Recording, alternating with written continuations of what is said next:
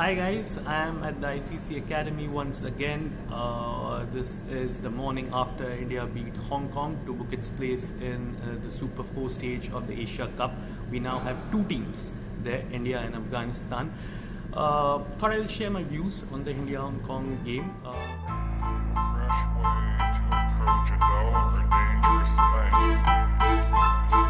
To do a dangerous thing with style is what I call art. Let's begin by talking about India's batting. It was an innings of two halves, pre-Surya, post-Surya. Pre-Surya first, India through Rohit Sharma and KL Rahul began on a cautious note. They were 6 for 0 after 2 overs before Rohit Sharma broke the shackles in the third over. Rahul joined in, but shortly after Rohit fell, Rahul hung on, but he also gave his wicket away.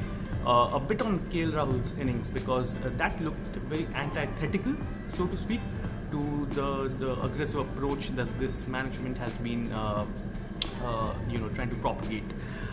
There could be a couple of reasons. Rahul is coming back from injury. He's feeling his way back into the team. It was not exactly a very difficult wicket, but a slightly sluggish surface, so not exactly easy for shot making up front. However, the kind of top three India have at the moment, Rohit Sharma, KL Rahul, Virat, Kohli, one wonders if they can really afford to again go back to the approach of preserving wickets instead of scoring runs up front. Could be a one-off. Don't want to be too harsh on KL here, but clearly there will be, and Suryakumar Yadav, the player of the match from last night, said as much at the press conference. तो आप बोल रहे हो कि KL भाई को नहीं खिलाना चाहिए? Rahul's returning from injury, so obviously he'll need some time to sort of get used to the methods of the management under Rohit and Dravid. Moving on to the post-Surya phase, I mean, what an innings that was. One thing that stood out was the clarity that he had, and he said as much in the post-match presentation and the press conference. Surya, he said that he was very clear about what he wanted to do with the bat. He was going to attack from ball one, and for someone who's got all the shots in the book, he plays the sweep shot, he plays the ramp shot, he plays some shots which are hard to describe even sometimes. So that obviously gives him an edge and forces the fielding side to rethink their strategies. One more aspect of Surya's batting is the way he rotates a strike. He's not someone who's always relying on power hitting, because sometimes on wickets like these, it's not easy to always hit out. So you have to rotate strike, and that's exactly what he did with Virat. And curiously, I would suggest that India consider using him at 3. Hear me out, I'm not saying a permanent number 3 because Virat's there, but depending on the situation, the Indian management could consider sending Suryakumar Yadav to number 3. There are a couple of reasons here. In T20Is, Surya strikes at 180 plus against pace and 160 plus against spin. He's in the top 4 besides Rohit. He's perhaps the only one who plays the sweep shot really well, and that's an attacking option, an option you need to have on pitches in the UAE, which are likely to get harder to score on as the tournament progresses. So while you don't want to see him as a permanent fixture at 3, but going forward in the Super 4 stage, and if India reach the semis and the final, it would be prudent perhaps to send him at 3 if a wicket falls after the power play, because he can negotiate spin.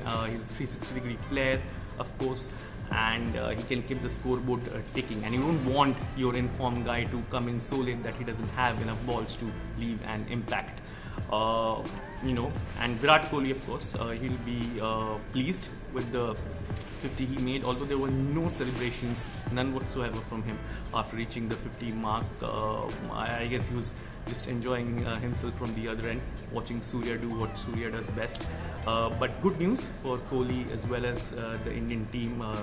They'll be pleased to see him getting back into scoring ways. He got a 30 odd against Pakistan, now 50 against Hong Kong. Odds are India will take on Pakistan again in the Super 4 stage on Sunday. We'll get a confirmation of that once the Pakistan versus Hong Kong game in Sharjah tomorrow is done. but looks like it will be India versus Pakistan again. So good news for Kohli, of course. Moving on to India's bowling. Now Avesh Khan has been struggling for a while. He's been leaking runs. Arshdeep had an off day as well. Bhuvi bowled well, but Suryakumar Yadav in his post-match press conference said that bowlers are allowed to have an off day, and yes, they are. But given that it looks like they are going to be India's first choice bowling pair alongside Suryakumar, it's important that Avesh Khan and Arshdeep Singh also pull up their socks as quickly as possible. Now, before I wrap up, two more points. One is the selection of Rishabh Pant in yesterday's game. Pant and Karthik playing together. I felt while it was beneficial for Pant to get some game time in the Asia Cup, if according to me Hardik was to be rested, Deepak Hooda should have played and not the Pant. And kudos to Hong Kong. They really gave a very good account of themselves. In fact, they bowled well up until the 13th over, 13th or the 14th over. That's around the time Surya cut loose. When a batsman of that quality plays the way he did, it's very difficult for any opposition, let alone Hong Kong, to put a lid on the scoring rate. Nisargadatta Khan, the Hong Kong skipper, was effusive in his praise for his boys, but he did identify dead bowling as a problem. Now Hong Kong takes on Pakistan in Sharjah tomorrow. I'll be there for that game, and Nisargadatta wants his boys to focus on that bowling because they leaked a lot of runs towards the latter half of the innings. If not for that, who knows which way the game would have swung. Maybe India would have still won, but Hong Kong perhaps have put up a braver fight than it did. That will be all from my side. I'll be going for the Sri Lanka-Bangladesh game later today, which is a virtual knockout.